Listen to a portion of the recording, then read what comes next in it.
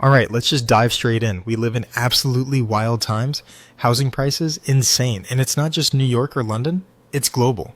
Have you noticed how buying a house these days feels more like signing a lifetime sentence than making an investment? Exactly. It's like stepping into a golden cage, shiny, prestigious, but you're stuck. People call it the dream, but what they don't mention is the debt, the maintenance, and the stress. That dream can become a 30-year commitment with zero flexibility. Right? And let's talk about this so called investment. People love to say your house will appreciate over time, but they forget to subtract the thousands you pour into it repairs, property taxes, insurance, interest. The math doesn't always add up. Plus, you can't just ignore stuff like old plumbing. That's one of those hidden nightmares.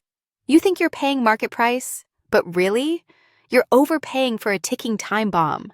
One corroded pipe and your kitchen's a swimming pool. And when people hear asking price, they assume that's some kind of fair baseline. But asking price is often inflated, not based on value, but on competition and emotion. You're basically gambling your future on herd psychology. And speaking of psychology, there's this weird cultural pressure, like you're less successful if you rent. But let's be real. Owning can lock you down, kill mobility, and turn your life into a maintenance schedule. Who benefits from that? Banks and developers, mostly, not the owner. You're not building wealth, you're building liabilities. And don't forget the opportunity cost. What if you invested that down payment somewhere else? Stocks? A business? Even just saved it? Yep. And in many cases, renters actually come out ahead financially. They can relocate for jobs, avoid repair costs, skip HOA drama. They're not trapped by a piece of drywall and a mortgage. And let's talk supply demand logic here. When demand is driven by panic and FOMO, not fundamentals, the whole system becomes irrational. You're not buying property, you're buying into hype. Totally. And in a lot of cities, you're not even buying land. So you're buying airspace above someone else's land.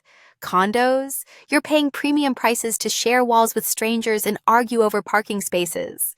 So here's a thought. If you're lucky enough to already own and the market's red hot, why not sell? Take the gain and walk, especially if it frees you from the weight of upkeep and unpredictable costs. And if you're thinking of buying, ask yourself this. Are you paying for value or just paying for fear of missing out? Because unless you're getting something truly unique, you're probably just another buyer in line for a headache. There are rational reasons not to buy, and even more rational reasons to sell. But it takes stepping back and asking, is this actually smart, or just what everyone expects me to do? That's the real question. And maybe the real golden handcuffs are the ones we voluntarily lock ourselves into. Something to think about, right? We'll leave it there for today. But don't worry, we've got a lot more to unpack on this madness. Oh, plenty more. Next time, maybe we tackle the illusion of equity building. Spoiler. It's not always what it seems. Till then, stay rational, folks.